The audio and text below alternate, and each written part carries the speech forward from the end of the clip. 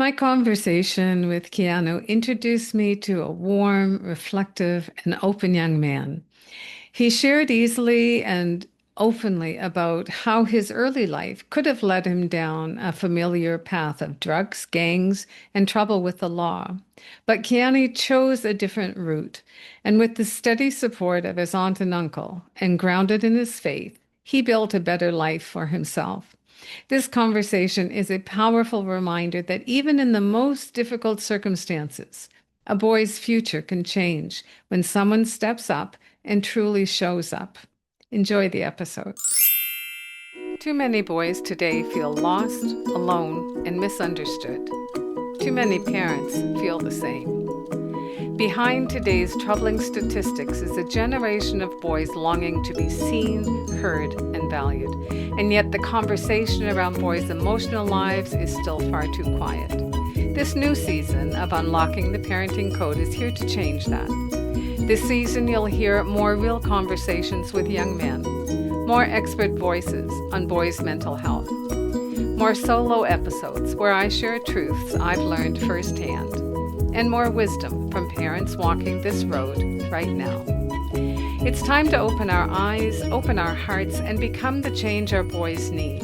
Boys aren't broken. They're waiting for us to truly see them, hear them, and stand with them. So tune in to Unlocking the Parenting Code for real conversations, real hope, and a new path forward for our boys. It's time. They're ready. Are we?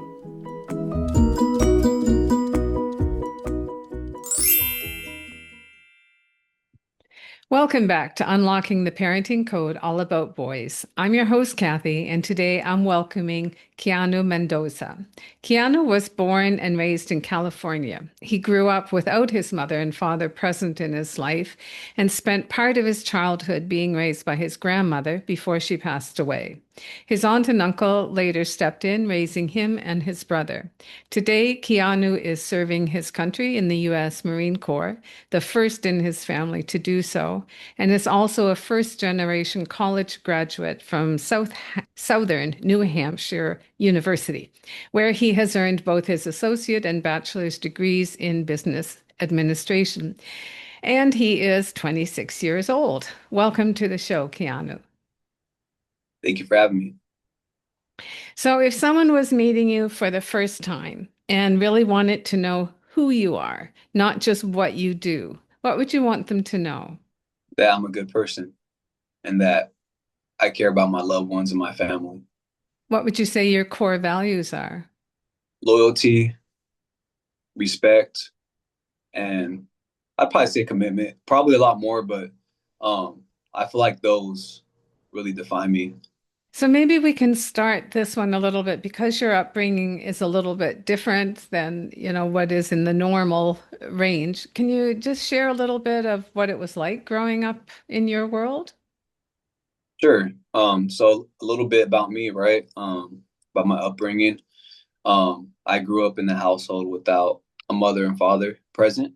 And as you mentioned earlier, right, my grandmother, she raised me and my brother for a significant amount of time in our life growing up, due to certain circumstances and whatnot. I have to say, what it was like. I would say it was a little scary, right? A little lonely, because as a young boy coming up, I feel like every child, right, needs someone to help guide them, in the right direction and teach them how to make friends and, grade school and whatnot, right? My grandmother, she did a really great job. She showed us love. She wasn't perfect, right? No one's perfect.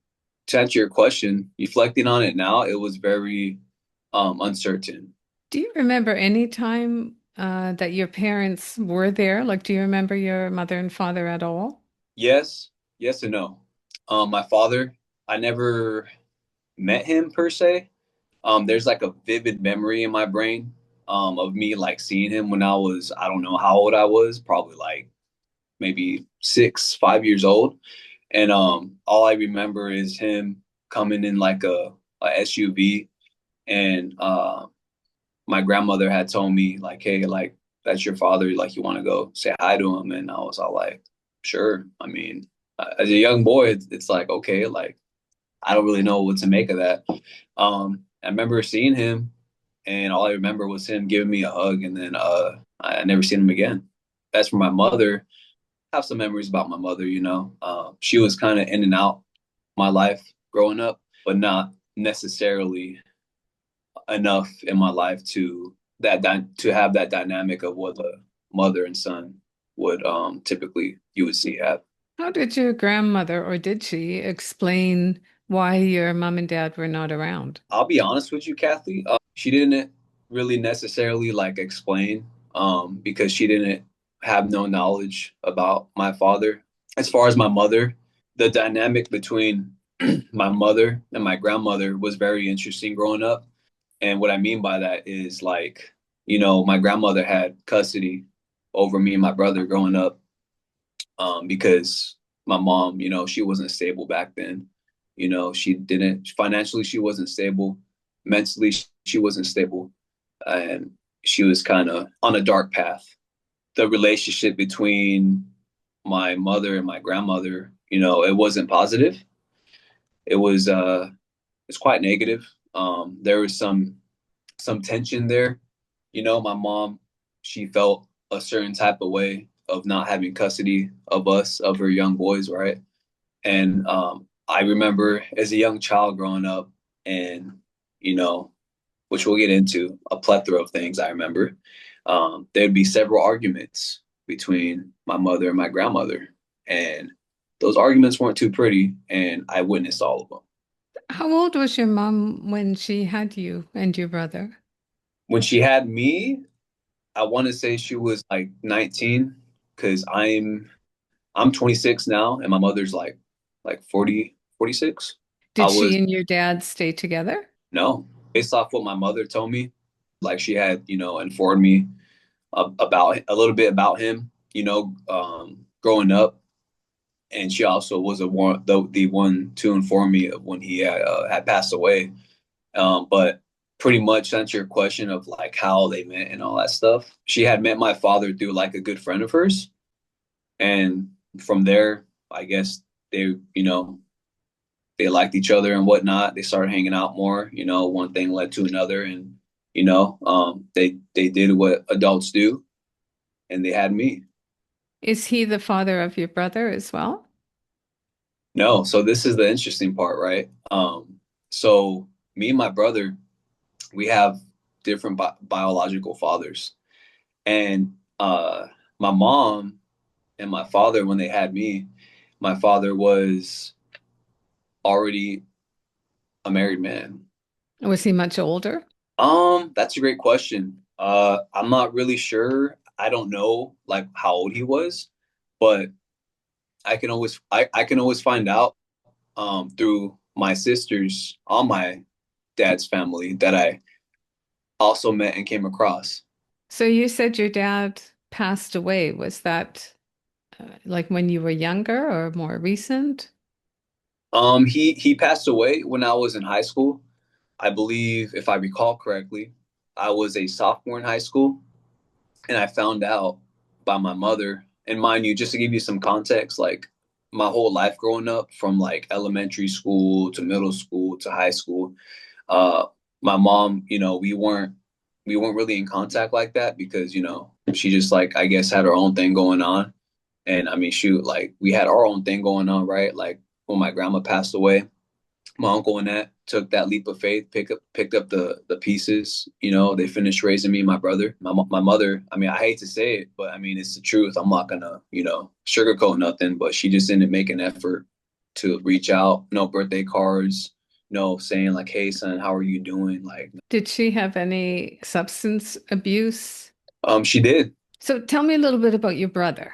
I love my brother to death. Me and my brother, we had each other our whole life growing up, essentially. Back when we were young bucks, little kids. My brother, care for him. I'm always there for him, right? He knows he has me no matter what. We definitely had different personalities, for sure. And I'm very confident that that's because of us having different fathers, right? So he probably got some traits from his biological father, and I got some traits from my biological father. Good kid, you know. My brother's a good guy, good kid. Growing up, stayed out of trouble, never got in trouble in school. Had good grades, love video games, stuff like that. And I love my brother. How much younger is he than you? He's only like 2 years younger than me. So I'm 26 and he's 24, 23. Okay, so I'm just trying to picture this a little bit more. So you started living with your grandmother from like from a baby or from what year? Essentially, right?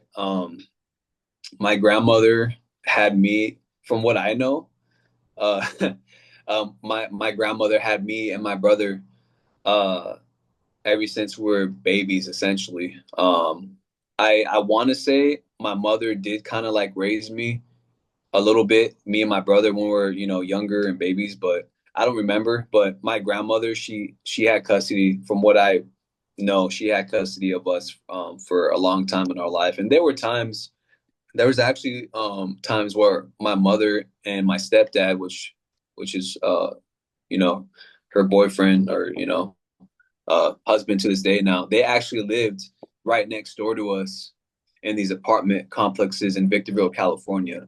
Back when me and my brother were living with our grandmother. I want to say that was back around in 2007, 2008, back when I was like in elementary school from K through third grade. So if she was just next door, did you sometimes, did she spend time with you and your brother or? She did. She did. There were times where she did, sure. But it was a little, chaotic sometimes because, as I mentioned earlier, and mind you, there's a lot of pieces to this story, so it's kind of like hard to for it to Mm. make that first, but we'll fit the puzzle pieces in as we go because there's a lot to unpack here. I'm going to be straight honest with you, but yes, Okay. yeah, yeah. She lived right next door to me, my brother, my grandmother, and it was her and our stepfather Carlos, and she had two kids with him, which are my sisters and other brothers that I also have on that side.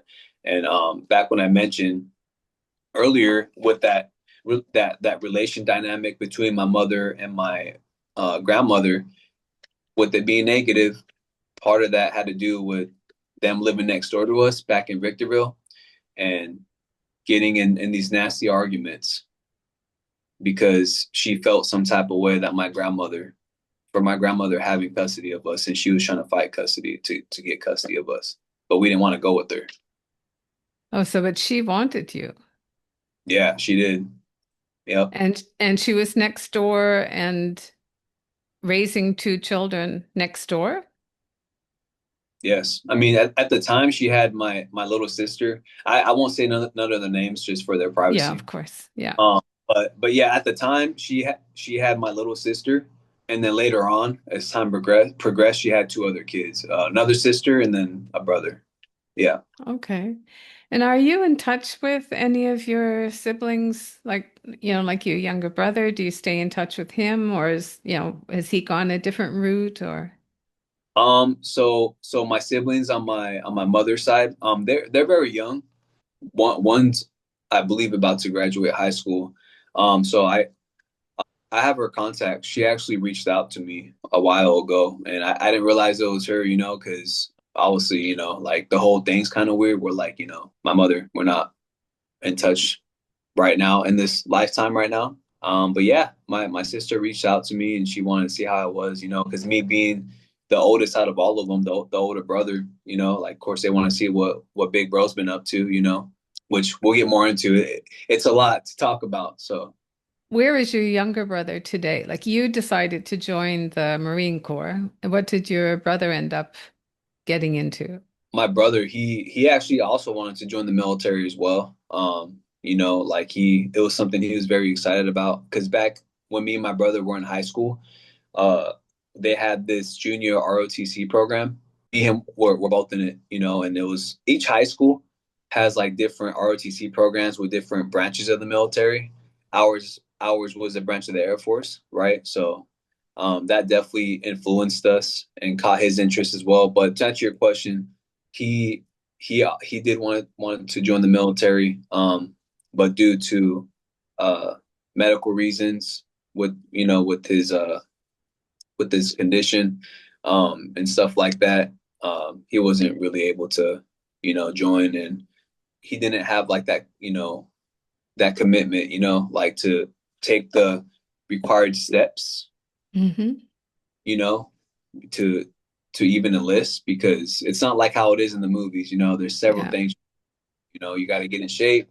You got to take this exam, right? That you got to pass, and then you got to get medically qualified.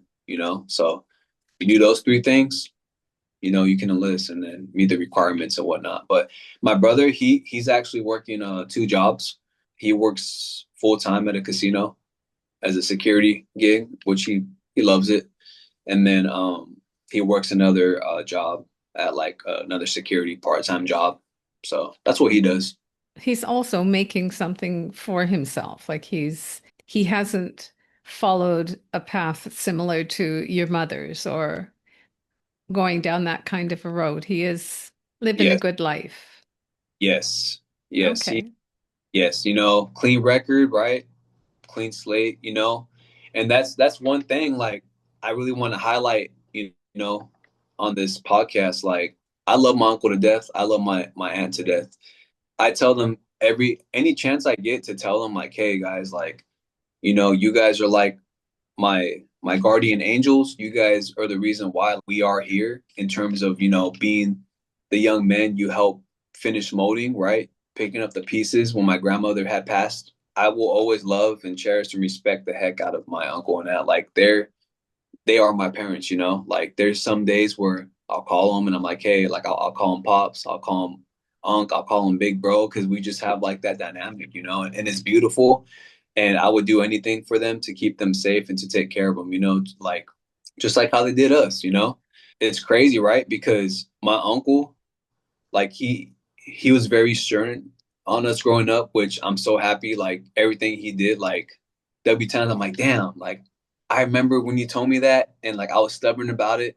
I'm so glad like you told me that, because it really saved me. A lot of my family members, my family tree, drugs, right? Drugs on the streets, getting in trouble with the law, incarceration. No one went to college. No one joined the service in this generation, at least. Um, and no one really made it. So how old were you when you and your brother moved in with your aunt and uncle? I was in seventh grade, so Okay. yeah, I 12, was 13. 13. Yeah, yeah, And did they have children of their own? no. So that was a big step for them as well, too. Is that your aunt and uncle on your mom's or your dad's side? My uncle is on my mom's side, so my uncle is my mom's twin brother, because they're twin brother and sister. Oh, wow. Yeah, yeah, pretty unique, huh? Yes. Yeah. Yeah. And then my aunt is my uncle's wife. Well, it sounds like you were both very lucky to have people to step in, because that's a difficult time of life for anybody, but especially with your upbringing. So you're quite lucky to have your aunt and uncle. I'm I am very lucky. I'm fortunate. I'm blessed. I look up to my uncle all the time. I tell him all the time, and he always tells me, he's like, man, I look up to you. You're my role model. What did he teach you? Like when you look at him and the way he is and like his relationship with his wife, your aunt, and how he raised you and your brother, what did you learn from him about like really what it means to be, a male? Man, that is such a great question. Um, there's a lot of answers to that, right? He taught me a lot. First and foremost, I want to highlight he taught me what it is to be a man. The best he could. He taught me what it was to start something and follow through with it and finish it. He taught me not to hang around um, certain individuals. Uh, And you know that saying where it's like you hang out. No, no, it goes like, birds fly together, they flock together. Yeah. You hang out with five people who are going down the path of darkness, and you're going to be that sixth person. Yeah. He was very big on that too, and he was also big on he was also big on telling me like, Keanu, like, keep a clean record, do not get in trouble, and you can do anything you want in your life. The sky's the limit for you. The world, the world is yours essentially. Because but he taught me so much, Kathy. Like, he to this day he's still teaching me life lessons. And So what do you think it means then from his influence? What do you think are the really important things about being a man, especially a young man in society today? so many things, like, one of the things, like, he definitely taught me about being a man. Because, like, like, he knows I didn't have a father figure growing up, and neither did he. He didn't have a father in his life either. But one of the really important things he taught me, being a man, and really catching me at that right age to develop that, was definitely protecting your family, protecting your loved ones. He also taught me, like, hey, like, this world is a scary place. It does not care about you. And as a man, you got to take certain things, like you can't just stay on the floor. Like, you're gonna get knocked down several times, and you got to keep getting back up. He knew the type of mindset I had, and, like, he knows, like, how I am. He really honed in on making that clear to me growing up, because I didn't know what a man was. Like, as a 26-year old man, like, my my pre I think it's your prefrontal cortex is fully developed at 25. So it's like I For feel some, for some men, it's closer to 30. yeah, yeah, thank you. Yeah. So it's he saved me a lot, Kathy. I'm put it like Mhm. You said that boys are often scared to talk about certain things. So, what would you say are those kinds of things that boys and young men are afraid to talk about? When I was raising my son, I longed for a guide, something real, honest, and grounded in what boys truly need. So I created the book that I wish I'd had. Packed with tools and real world strategies that actually work, you'll learn how to nurture his emotional world and finally understand the feelings behind his behavior. Because boys don't need punishment, they need guidance. We'll bust the myths that keep boys boxed in and help you support him through the real challenges of growing up. Most of all, it's about transforming your connection, one small moment at a time. Raising boys who become remarkable men. Get your copy today, and let's create a beautiful future together. I would say being vulnerable, opening up. Because as a man, like, like, you don't want to come off looking weak.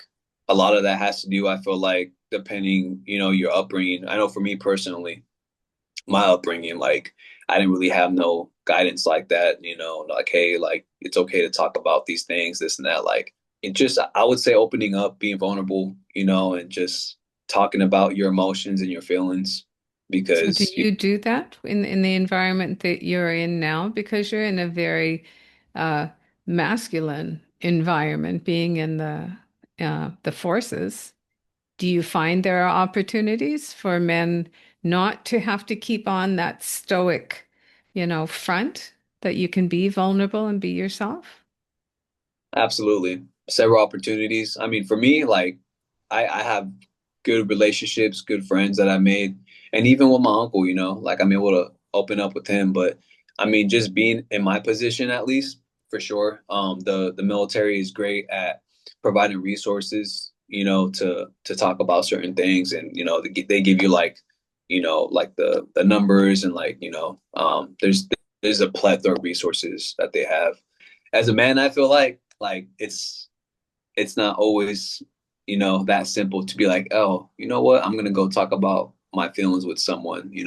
It just kind of like takes kind of like I want to say some courage, sometimes, but it just depends on who the person is. Me, I've gotten really great and much better at talking about my emotions and my feelings for a very long time in my life. I wasn't. I would like to be very closed off and bottle it all in. But I'm at a point now where I'm like, well, shoot, like I love talking to people. I love, talking about certain topics. And one of those things is shoot, like a group of my buddies, we'll get personal. Like, hey man, like how was your day? Like, how was your week? Like, how are you doing mentally? Like, are you Mm. are, are you good? Wow, that's really encouraging to hear. I do see that things are changing a little bit society-wise, where there is more possibilities of men, getting together and being able to be courageous. And it is courageous when you are that vulnerable because it kind of goes against what society is telling you you should be. Yes. Another thing that you said that I found was quite interesting. You said that if you were going to tell your younger self something, that you would tell them that there's a light at the end of the tunnel. So is there a tunnel that you went through and then found light at the other end? Or like, how did that concept come to the forefront of your thinking? I remember being a little boy growing up from, elementary school to, essentially high school, I just always felt kind of alone for some reason, even though, you have support, love, right? Like my uncle and aunt were so great at giving me and my brother nothing but love and support, but the reason why I would tell myself that, when I was younger was because I felt very lost. I felt, uncertain, like what my future would look like, especially due to the fact that I come from a family from a generational tree where it's all there is to look forward to is, drugs, running in the streets, and not really, like I didn't have no role model to look to, I didn't have no one to really like, oh wow, like my big brother, or oh wow, my cousin's doing this. Like I'm trying to be like that when I grow up. Like I feel like a lot of, I feel like kids, kind of need something to look to. And I personally just didn't feel that. Like I'm like, dude, like I don't know what my future may be, And mind you, growing up, I was very husky. Like I was very chubby. Like I was a chubby kid growing up. So, and even like in my time in school, like I got picked on, I got bullied on, like I went through several stages and I didn't really know how to take it or handle it. And and I was always that kid in class where I'd be too shy to speak up, too shy to raise my hand, like, and it followed me like as a kid, that habit and that pattern followed me a long time in my life. Like I was scared to speak up to be who I am, who Keanu is. Like I was scared to be myself for some odd reason because I didn't know who myself was, and that was one of the things as a kid. Like I was scared. I'm like who am I? Like how my identity was, like I didn't really know who I was, and um, basically the big part of why I wanted to join the military, and like my whole life I wanted to be part of something. Like I wanted to be part of a family because my whole life I didn't have the traditional family household. Like I didn't have, mom, pops. I didn't have, like we didn't have those family gatherings. Like, and I felt, like just kind of empty in a sense. I'm like, man, I want to, like, I need that, the light at the end of the tunnel. Reason why I say that is because I, back when I was 10 years old, 13 years old, I would have never thought I would be as successful as I am right now. Graduated from college, joined the military, being successful in the military as well, developing these great connections, these friendships, and all these doors and opportunities that are opening. Like I would have never thought that, and I'm like, I wish I would have, known that as a kid. And I'm like, wow, like, hey man, keep your head, like my younger self, hey man, keep your head up. It's gonna be okay. Watch, just keep doing what you're doing. Stay out of trouble. I understand you're scared now, but trust me, it's gonna get better. Watch, you're gonna break your your family generational curse. You just don't know it. I'm wondering, like when I think about a young boy in your situation and, going through those tween and early teen years, how did you manage to to follow the path that you did? Because often um, it's that loneliness that a child has that Mhm. makes them vulnerable to get involved with things like gangs and going down other routes just to be part of something, to feel like they are part of something. So how were you able to not get involved in that when you were lonely and didn't have those family connections that a lot of kids do have? I believe in God, so I feel like God had his angels protecting me, but also my uncle, like because without disclosing too much, because I respect his privacy. My uncle, let's just say he was on back in his prime. He was on the opposite side of the spectrum. What I want to say, like mainly my uncle and my for sure my uncle, because he knew what it was like being on that side. What better man to take advice from and to take serious. He really educated me growing up back when he finished, he adopted me and my brother after my grandma passed. It was a mixture of that and then just me really wanting to prove not only like really me wanting to prove to myself like, hey, I'm not gonna be like my other family members. I'm not. I see what could happen. You know, I'm a huge fan of like those crime shows, like the First 48. Somehow blessed with like a certain mindset where like I've always had a high sense of urgency, and I overthink things. And mind you, Me too. my, my family like mental health issues too. Mental health issues, right? My mom and others I won't name, but mental health illness runs in my family as well. If anything, I got lucky with just overthinking things. That's like acted like a safeguard for me. It was a mixture of just, my mindset and just my uncle really educating me and protecting me and telling, like, scaring me to the point where, like, hey, if you do this, if you hang around with these people, this is what could happen. Like, he painted that picture for me. And I'm so internally grateful for him to this day. Like, because I didn't realize it at the time, but like the way he was like raising me and my brother and even my aunt, like it was kind of like military style. Before school, make your bed, clean your room, clean the living room. Hey, after school, you're gonna trim this bush over here. When you're done brushing your teeth, make sure you clean up after yourself. To answer your question, I would say it was a mixture of all those things, and also amazing people I met along the way in my life. I grew up in Hemet, California, with my uncle and aunt back when I was in middle school and high school, and we had this amazing neighbor. She's like a mentor and a great friend to me to this day, and she's amazing. And she was a really big influence on like that positive light I had in my life as well. She believed in God.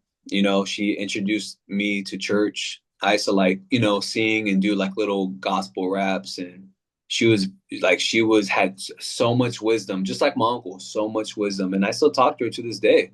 And she was also that positive influence in my life as well. She was amazing. You would like her. I'm sure I would. You said that your uncle and your mom were twins or are twins. Yes, twin brother and sister.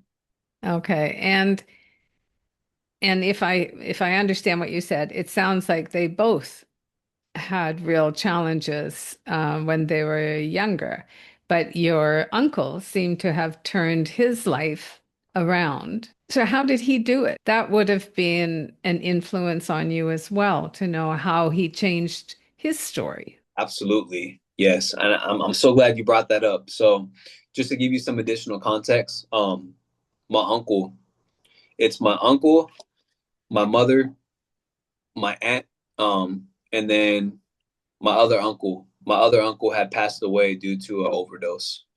God bless his soul, rest in peace. So that was my uncle's brother. So now it's just my uncle, my mother, my aunt. My uncle, so in their situation, when they were coming up, when they were brought up with my grandmother, which was their mother, and this is the interesting part, right? My grandmother, which is obviously their mother growing up, they also didn't have a stable household. Like my grandmother, she was on drugs back then, and that was some substance abuse, she struggled with even up to her passing away. They were in the system, like they went through the system, foster care for a little bit. And then, my grandmother, got them out and stuff like that. But yeah, no, my uncle, he also didn't have a father. And so he didn't have that male figure to help guide him of, like what it was to be man. Like he had to rely on, his buddies and his friends that he made growing up. What ended up happening was, my uncle had got in trouble and whatnot. And again, I don't want to, I respect his privacy, so I won't say too much, but essentially what ended up happening was he turned a whole new leaf in his life, and he had met my aunt in the process of turning his whole new leaf, which I love my aunt. God bless her so much. Like she saved him. She saved him. And my uncle, he found God. He had that positive influence. Ended up getting married. They were very young when they got married, mind you. My uncle was like actually my age. He was 25, 26 when they got married, and my aunt was like 24. After that, he started working, got a job. From there, God just kept giving him blessings because he really wanted to change his life around and become the man that he never had growing up. What ended up happening was he also tried like moving out, like my mother, his brother, my aunt, right? Like he moved them out, like because a lot of us, everyone essentially grew up in Victorville, San Bernardino County, and so when my uncle was turning his new leaf, like he was trying to help out his siblings and like, hey, like I'm gonna find you guys a place and you guys should move out here in Hemet, California, where I grew up the remainder of my childhood, and tried helping everyone, And mind you, my uncle was like the youngest out of all his siblings, the Mm. youngest, and he became the rock. He became the rock, tried helping everyone out, and unfortunately, not everyone was willing to follow through on taking the necessary steps to also turn a whole new leaf in their life because everyone was the substance abuse, right? Really hurt my family a lot. That happened. Some of them got incarcerated, right? It goes back to that saying, the oldest one in the book. You can lead the horse to the water, but you can't make him drink it. Yeah, it's a lot. It is a lot, but it's always really nice to hear people who, for whatever reason, whether it's getting down to, as low as they could go, that was the motivator to climb their way out and make changes, or people who find a belief system or they find a person who is kind of an anchor. But it's always really nice to hear those stories and then to play it forward. So, someone helped your uncle and your uncle is helping you, and I'm sure you'll help someone else down the road. That part of it is a really nice part of the story. Yes. And that's a beautiful part of it too. Like, because like I like to journal and I like to reflect a lot and reminisce a lot throughout my life, just to remind myself, like, hey, like I know you're on go all the time with your current profession, Keanu, but slow down, sit down, meditate for a minute, pray, and really look back on where you really come from. Like you're not like these other people. Back to your point, like, yeah, my uncle, like thank God, like he had a mentor, like he had someone who gave him a job, someone who believed in him when he didn't believe in himself, and essentially saved him, right? My aunt played a big part in that. Like I love my aunt to death, do anything to keep her safe and protected. Same with my uncle, and it really takes a team. At the end of the day, it takes a team, and that's Yeah.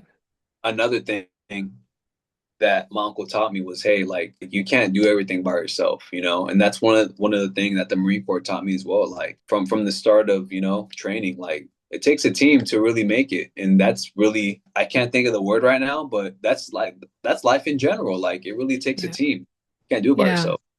Yeah, I agree. And I've always really liked the concept of rather than individuality, like the whole concept around collaboration. Two heads are better than one, that kind of, together you're stronger than any one individual. I wonder, was it from your uncle that you got the idea or the lesson about the world keeps going and doesn't evolve around you? So is that something from your uncle? Is there a story there? I remember that there were times where I would be sad or like depressed about things, and or like how like you you try your best no matter what it is, like you try your best to like plan something to where like, okay, I did this, I did this, I did X, Y, and Z. This possibly can't go wrong. Somehow your plan fails and you're like, dang, like this sucks. Another thing about me, I'm very hard on myself.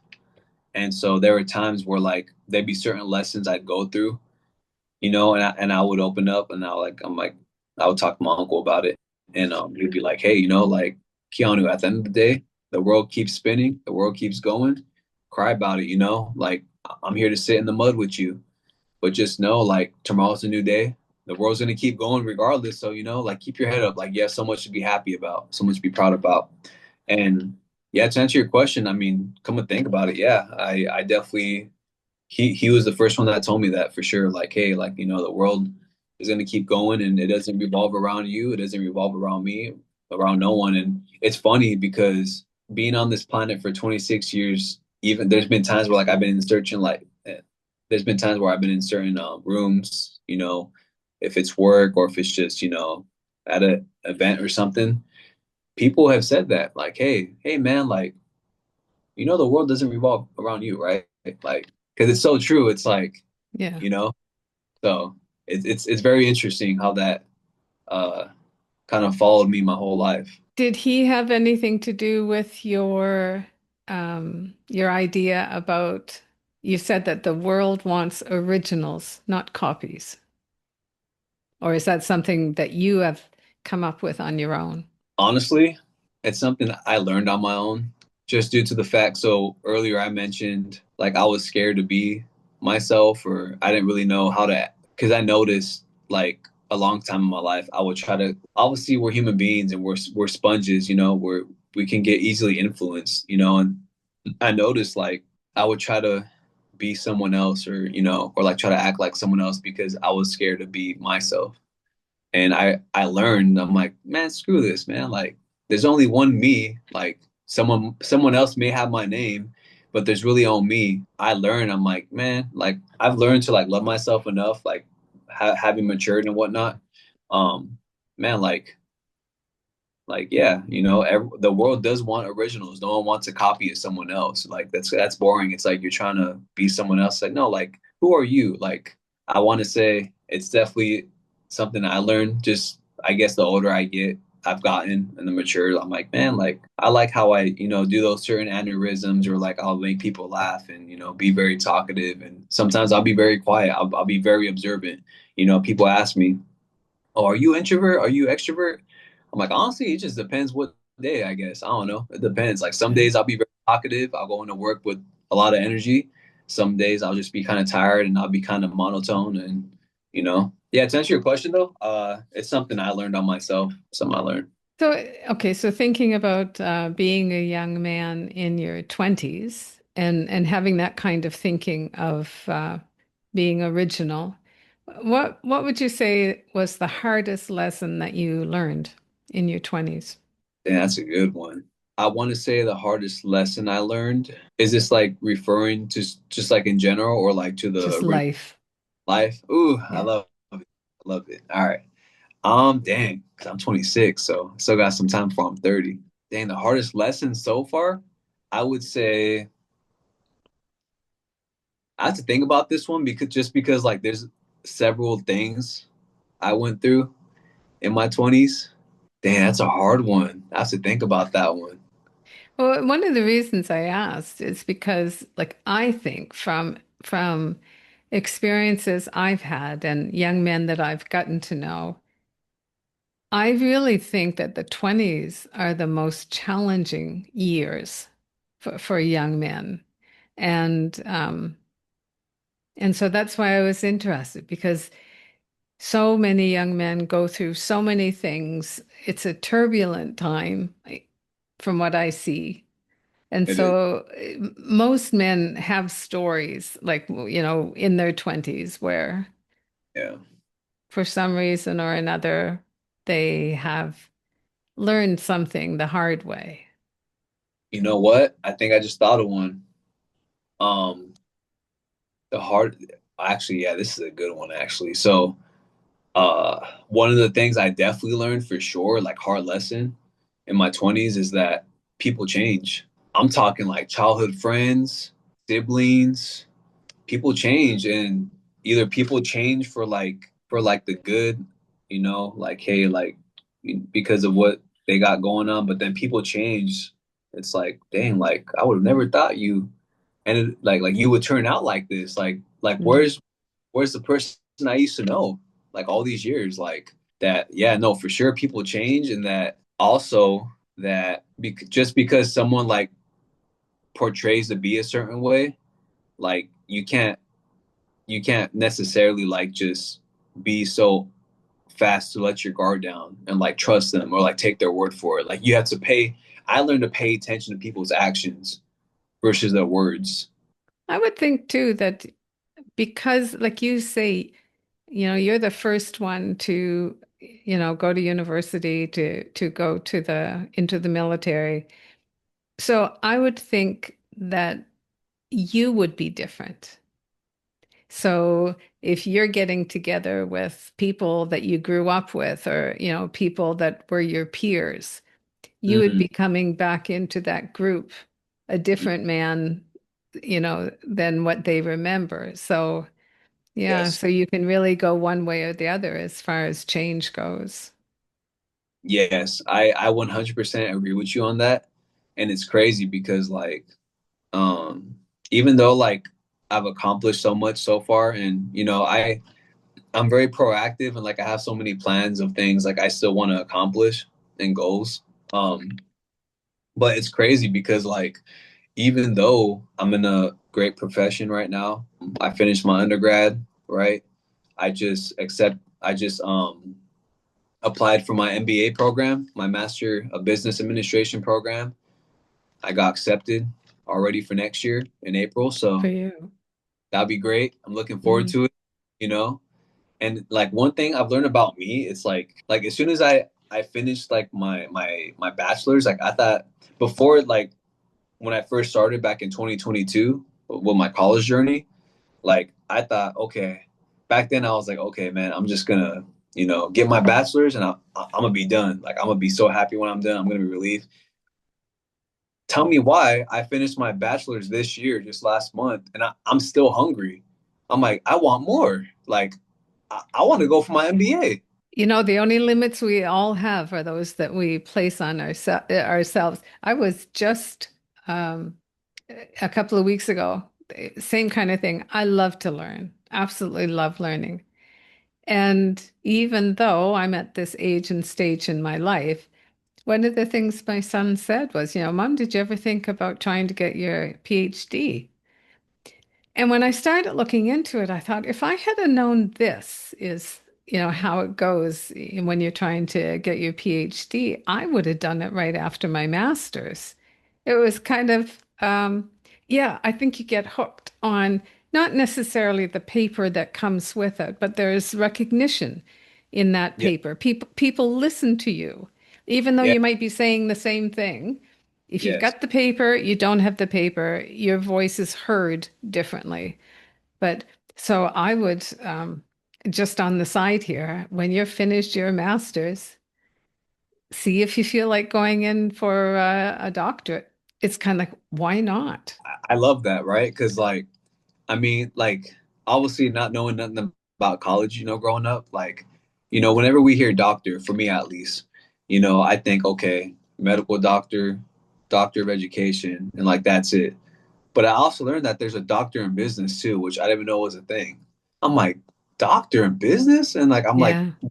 my little research, you know, I'm like, wow, there's doctors for multiple things. Like, Yeah, I didn't know some of it either. I didn't know that because, you got to put out a fair bit of money for your bachelor's and your master's, but when it comes to getting the doctorate, like you can, you do some I don't know what they call it, assistant teaching or something like that, but you can actually get stipends that help you live mm, while you're getting your doctorate. And I thought, wow, that's I don't know. I wish I had have known it earlier. Maybe I would have done it earlier. Who knows? I think you get hooked on the learning. And I think the higher you go in education, the more freedom you have to make mm, the choices of what you want to learn. And then it doesn't feel like you're doing something.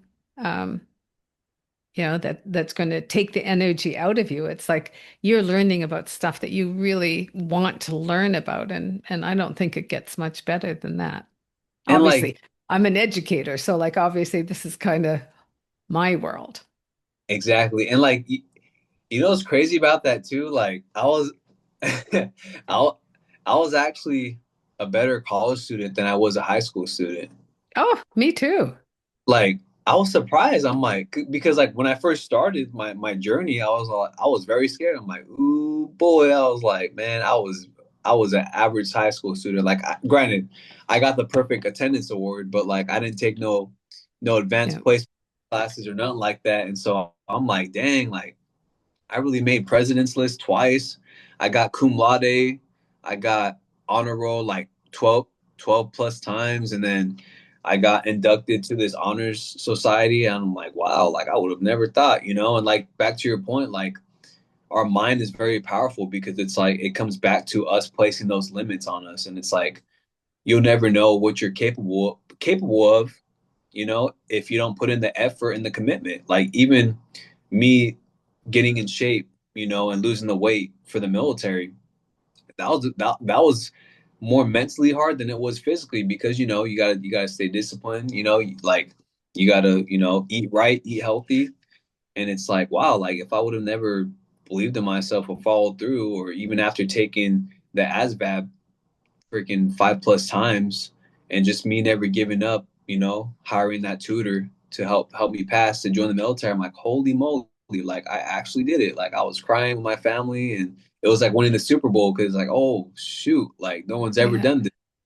just breaking records out here. And so, yeah, no, you're absolutely right. You know, with the limits we place, because our mind, it's like we can really just get stuck up here, and it's like, man, this is very powerful up here.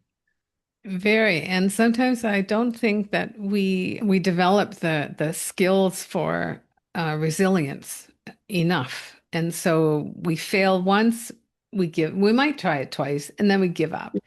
Whereas I think generations before, it was like giving up often just wasn't an option. Like you keep doing it until you get through it. And that teaches you something about fortitude and a Yeah. belief in yourself. So, yeah, I think that's a real powerful strategy to be able to use in life. What do you think, like when you think about young men today, maybe like, younger than the 20s, like going through the tweens and teens, because those are turbulent years too. What do you think pulls boys and young men off track? I want to say like we're talking like the teenage years, right? And the early 20s, you could Oh, eat both of them. Yeah. I can tell you one right now. Top of my head, girls, man, females, man. So like for me personally, at least growing up, like I used to always be, I used to be what you called, you know, the puppy love, the lover boy, you know.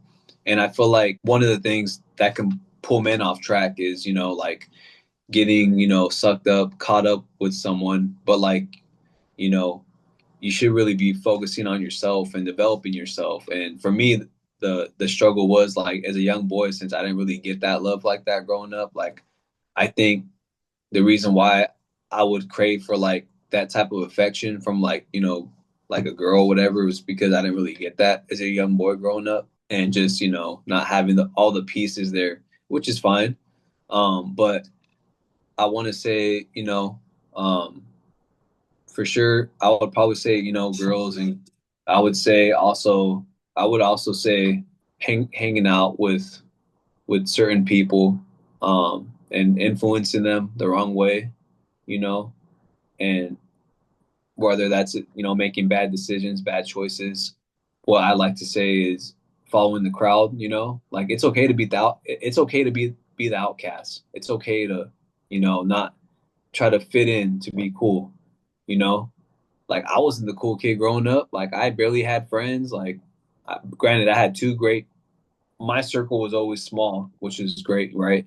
Um, because you know, like those people you can count on. But um, it's a combination of quite a few things. You know, hanging out with the wrong people. You know, getting caught up in a relationship. Also, drugs, substance abuse, right? That could be a gateway. What else? I want to say mainly, yeah, substance abuse or, drugs, relationships, people, friends, I guess.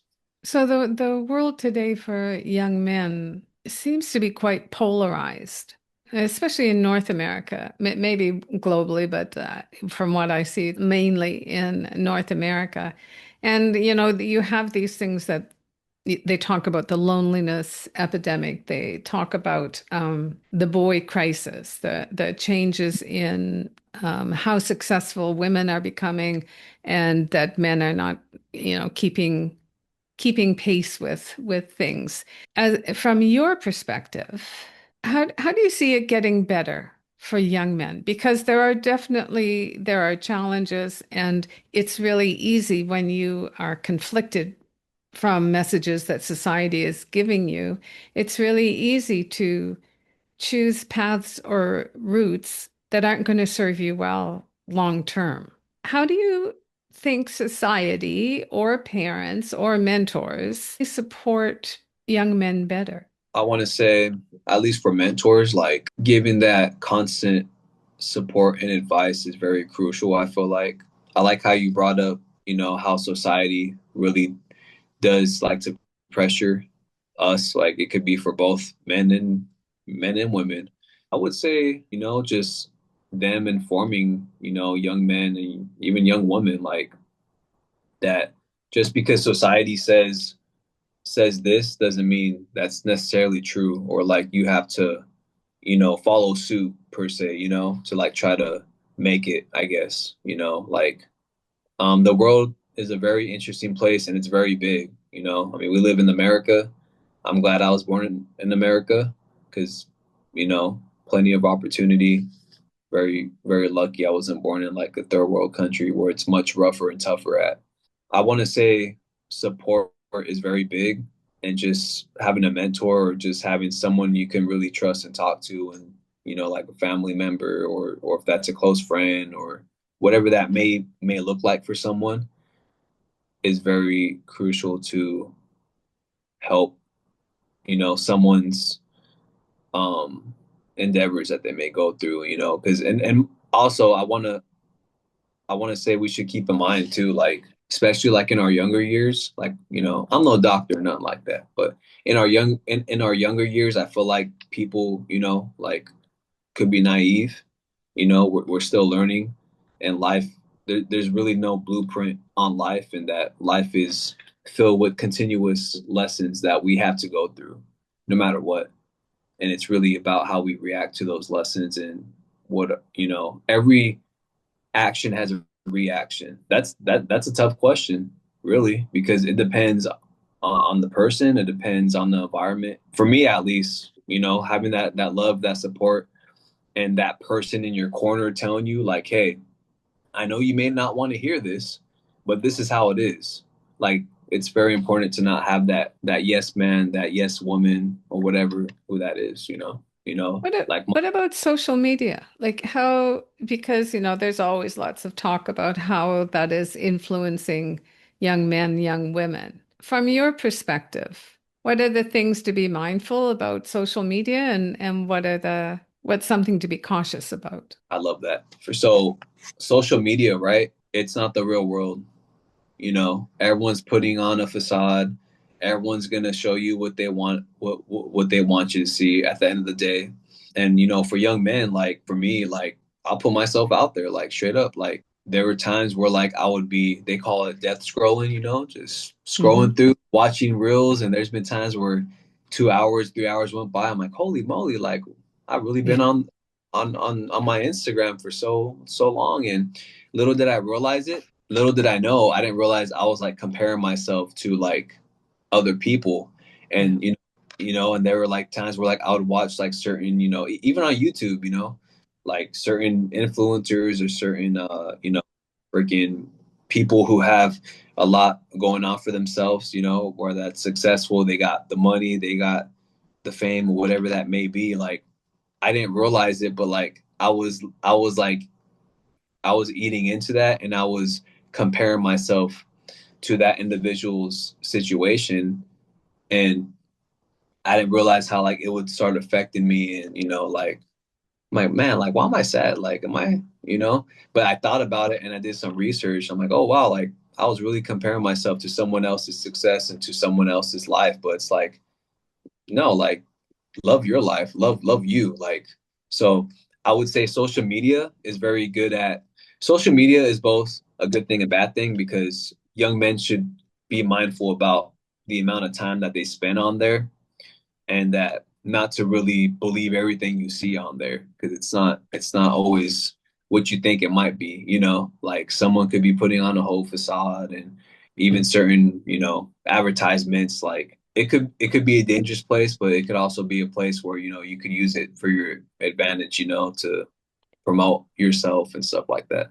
It can be a slippery slope, I think, because and I think it's going to get even more challenging to recognize what's real and what's not real, like the more, defined AI becomes. So it's basically it's a new world that people are having to find out how to function in it. I also But want to add, young men, and this goes for everyone. Like, I want to say that we should really do better. Like, even like, for my generation, like we need to do better on not spending so much time on it and just really like read a book, like go for a walk, like I have books right here. Like, this is one of the books I'm reading right now. Like, I have like three books and I'm reading this one right here. what You know, is it? I can't. it's called Unwinding Anxiety, Oh, that sounds good. and so Um, and like I fell victim to it, like with the death scrolling and stuff like that on, Yeah. social media. But now, like, really understand that time is precious. And you can't buy. Mhm. That's what I'm gonna say about that. So, okay, this is, I know I've got to wind it up here at some point, but so if you were thinking, so I think it's a real privilege to be able to have a family and whatever that looks like. But if you were privileged enough to, have a son or a couple of sons, like what would be the most important for you in raising them? Being in their life, being in their life, and no matter what I got going on, professionally, mentally, whatever, like I'm gonna make sure I show up every time for them and give them that love and that support that, I was very blessed to get from my aunt and uncle, and show them and teach them on how what it is to be a man, and take the lessons and the tools that was given to me, from my uncle and aunt, put in my toolbox. And then of course, add my little flavor to it. Show them that love and support. That'd be awesome. That's kind of what it all boils down to, I think, is just being there Yeah, and giving them lots of love. 100%, 100%. And yeah, no matter what, like I'm not gonna miss no birthday. I'm not gonna miss no football game. I'm not gonna miss none of that. I'm not gonna miss no cheerleading game. Like Yeah. if boy or a girl. But yeah, just letting time do its thing, and let God do his thing, to put the right woman in my life at the right time, and I'm a firm believer on letting things happen organically and not rushing into things. The most important thing is just be there for them the whole time, no matter what. Before we do finish today, is there anything that we didn't talk about that you wish we had of? No, I think we had a very good high volume conversation, and I feel like 2 hours ago, I feel I feel much better than I do. Uh, uh, just I don't know, just being able to really. First off, I want to say thank you for having me on your platform, and just I'm very honored and privileged to even be able to share my story, and share that with you and talk to you about it. Like it's so surreal, because my whole life, like my family, my uncle and aunt, like they always tell me, like, man, like at some point in your life, you should like really try to like put your story out there, and like share what you've been through, because my thing is, um I want to be I want to be that light at the end of the tunnel for, a little boy out there or a, a teen struggling, thinking like there's no way out in their situation. And I want them to see this and I want them to know like, no, there is a way out. Like I was brought up in a very similar situation as you, and there's a way out at the end of the tunnel. Well, I think it's really, really important to share your story, and I think Pete, whoever it is that really needs to be hearing it, they will find it and they will hear it and be inspired by it, and I think that's why the platforms, however, whatever platform you use, Hmm. your story is important, and if you don't put it out there, then no one benefits from from your journey and things that you've learned. And the other thing is that often when we're having challenges in our own life, I think it's that the most normal thing is to think that it's just you and you're all alone and no one else, feels as bad as you do, feels as lonely, feels as depressed or anxious. So to, be able to hear other people, and especially when they have made choices that, have put them on a different track. I think it's just a beautiful thing to do. So I really appreciate you coming on today. Man, I'm not only gonna say the feelings mutual, but like just you giving me this opportunity really means the world to me. And I really do believe it was a calling from God, like honestly, because this is crazy. Like who would have thought, you know, put in my LinkedIn Yeah. accomplishment came across me. I'm like, what? Like that's crazy. Yes, this was not the usual way that I find people. So I do also think that this was a story this was a connection that meant to happen. So in that light, if there was if someone wanted to get a hold of you and, talk to you or whatever, where would they find you? They can find me on my social media on Instagram. I have a really I have a really hard time remembering. Well, no. Um, yeah, they can find me on Instagram or LinkedIn. LinkedIn, yeah. Okay. Yeah. Okay, and I'll put those in the show notes as well. Um, I do try to be really mindful, but I think I've really gone over time-wise today. But I'm really, I think time is something that's very precious, and that you gave so much time to me today. I'm very honored about that, and I hope you feel that it was worth your while to come on. So thank you very much. Thank you so much, Kathy. And hey, no regrets here. 100%. Uh, I'm very grateful. And thank you again for having me. Thank you for your time as well. All right. My Thank you. pleasure. And to our listeners, thank you very much for joining Unlocking the Parenting Code All About Boys. Be sure to check out Keanu's links in the show notes. And don't forget to subscribe, share, and tune in next week for more conversations about boys and men. Thank you for sharing your time with me today.